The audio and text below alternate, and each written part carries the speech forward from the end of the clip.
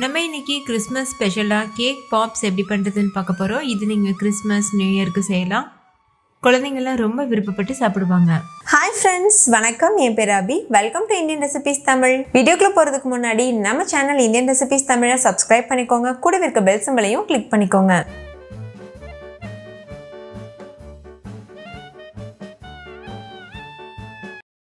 First இந்த recipe பண்ணுறதுக்கு நான் 1/2 கிலோ அளவு பிளெயின் கேக் எடுத்து இந்த மாதிரி கட் பண்ணி வச்சுருக்கேன்.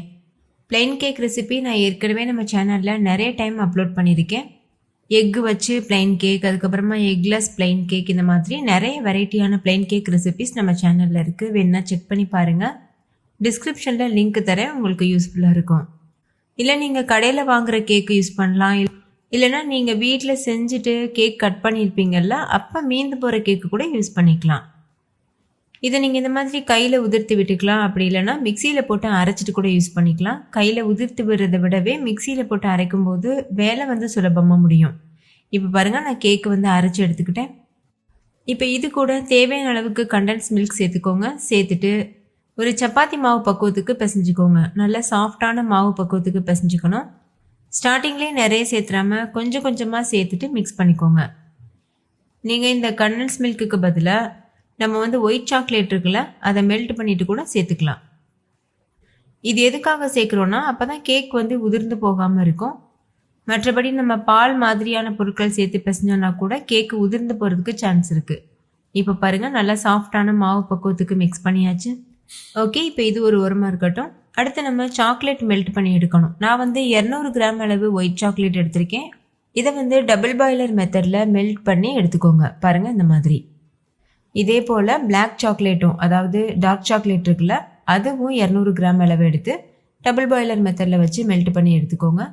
நான் நிறைய டைம் உங்களுக்கு சொல்லி தந்திருக்கேன். சாக்கோபார் ஐஸ்கிரீம் செய்யும் போதெல்லாம் நம்ம பார்த்துருக்கோம்ல, எப்படி டபுள் பாய்லர் மெத்தடில் சாக்லேட் மெல்ட் பண்ணுறதுன்னு.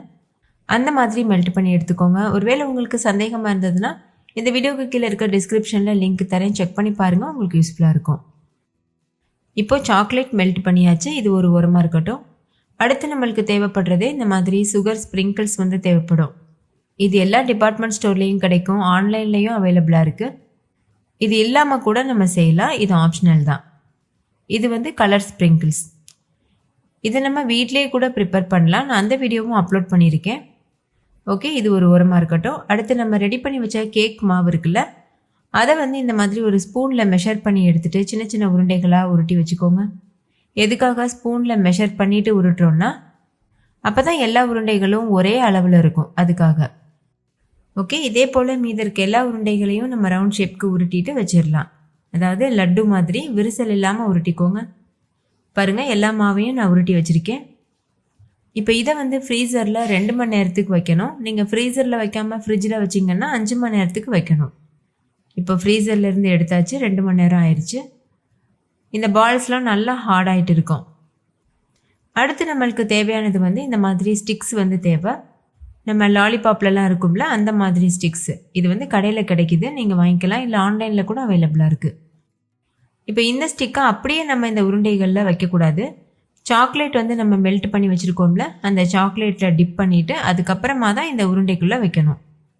அப்போ தான் நம்ம இதுக்கு மேலே சாக்லேட் அப்ளை பண்ணும்போது இந்த உருண்டையிலேருந்து ஸ்டிக் தனியாக பிரிஞ்சு வந்துடாமல் இருக்கும்.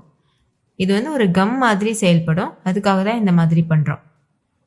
இதே போல் மீதி இருக்க எல்லா உருண்டைகள்லையுமே இந்த குச்சிகளை சாக்லேட்டில் டிப் பண்ணி இந்த மாதிரி உள்ளே வச்சுக்கோங்க.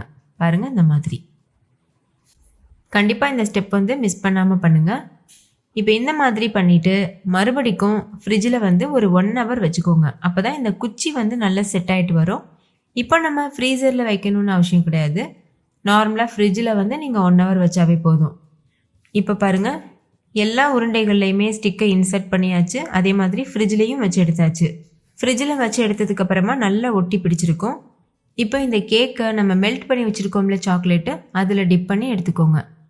இந்த மாதிரி ஒரு ஸ்பூன் வச்சு எல்லா இடமும் படுறது அளவுக்கு பண்ணிக்கோங்க.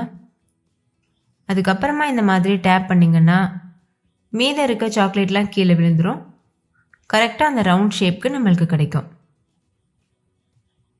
அவ்வளோதான், கேக் பாப்ஸ் சூப்பராக தயாராகிடுச்சு. நீங்கள் இப்படியே கூட சர்வ் பண்ணலாம். அப்படி இல்லைன்னா நீங்கள் இந்த மாதிரி சுகர் ஸ்ப்ரிங்கிள்ஸ் தூவிட்டு அதுக்கப்புறமா சர்வ் பண்ணலாம். இந்த மாதிரி பண்ணும்போது நல்லா கலர்ஃபுல்லாக இருக்கும். இது போல் டிசைன்லாம் போட்டதுக்கப்புறமா இதை நம்ம ஃப்ரிட்ஜில் வச்சிடணும். ஃப்ரீசரில் வச்சா 1 ஹவரில் நீங்கள் எடுத்துடலாம். ஃப்ரிட்ஜில் வச்சிங்கன்னா ஒரு 2 மணி நேரத்துக்கு வச்சுருங்க. அப்போ தான் அந்த சாக்லேட் வந்து நல்லா செட் ஆகிட்டு வரும். அதே மாதிரி நம்ம ஒயிட் சாக்லேட்லேயும் சில கேக்கை வந்து டிப் பண்ணி எடுத்துக்கலாம். இதுவும் அதே மாதிரி தான், லேசாக டேப் பண்ணிவிட்டு அதுக்கப்புறமா ஃப்ரிட்ஜில் வச்சுருங்க. இதுலேயும் நான் வந்து ஸ்ப்ரிங்கிள்ஸ் தூவிக்கிறேன்.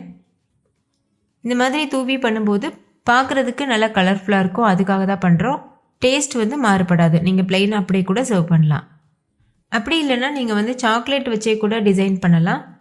அதாவது இந்த மாதிரி டார்க் சாக்லேட்டில் டிப் பண்ண கேக்கை வந்து ஒயிட் சாக்லேட் வச்சு இந்த மாதிரி ஒரு சின்ன சின்ன கோடு மாதிரி போட்டிங்கன்னா அது ஒரு பார்க்குறக்கு ஒரு டிசைனாக இருக்கும். அதே மாதிரி ஒயிட் சாக்லேட்டில் வந்து டார்க் சாக்லேட் வச்சு நீங்கள் டிசைன் கொடுக்கலாம். பாருங்கள், பார்க்கும்போதே உங்களுக்கு தெரியுதுல்ல? ஓகே, இதே மாதிரி மீதி இருக்க எல்லா கேக் பாப்ஸும் நம்ம தயார் பண்ணிவிட்டு ஃப்ரிட்ஜில் வச்சுட்டு செட் ஆனதுக்கப்புறமா சர்வ் பண்ணிடலாம். இது டேஸ்ட்டும் ரொம்ப அருமையாக இருக்கும். நீங்கள் புதுசாக கேக் வாங்கி தான் பண்ணணும்னு கிடையாது. நீங்கள் வீட்டில் வந்து கேக் மீந்துருச்சுன்னா அந்த சமயத்தில் கூட நீங்கள் இந்த கேக் பாப்ஸ் ரெடி பண்ணிவிட்டு சர்வ் பண்ணலாம். இந்த கேக் பாப்ஸ் வந்து பார்க்குறதுக்கு மட்டும் இல்லை, டேஸ்ட்டும் ரொம்ப ரொம்ப அருமையாக இருக்கும். முக்கியமாக குழந்தைங்களுக்கு இது ரொம்ப ரொம்ப பிடிக்கும்.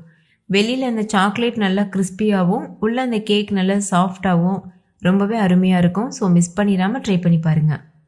ஓகே ஃப்ரெண்ட்ஸ், இந்த வீடியோ உங்கள் எல்லாருக்கும் ரொம்ப பிடிச்சிருக்கும்னு நம்புகிறேன். பிடிச்சிருந்தா லைக் பண்ணுங்கள், உங்கள் ஃப்ரெண்ட்ஸ் கூட ஷேர் பண்ணுங்கள். நீங்களும் வீட்டில் செஞ்சு பார்த்துட்டு டேஸ்ட் எப்படி இருந்ததுன்னு கமெண்ட்டில் சொல்லுங்கள். தேங்க்யூ, பாய்.